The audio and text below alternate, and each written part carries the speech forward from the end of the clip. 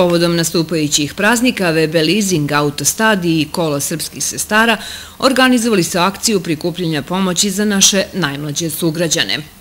Nečije malo zapravo može bude nekome baš mnogo i zato smo napravili akciju koja je osmišljena tako da svi damo određene priloge koji bi bili minimalni, ali negde u zbiru da to bude veliki iznos koji će značiti mnogo onima najsiromašnijim u ovom gradu.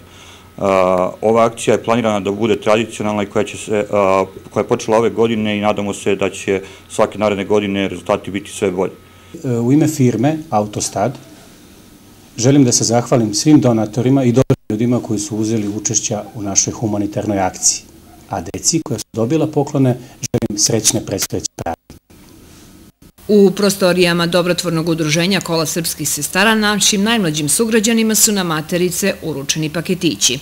Vam želim svu sreću i zdravlje u ime Kola srpskih sestara, a ove godine ulazimo u 110. godinu od osnivanja Kola srpskih sestara.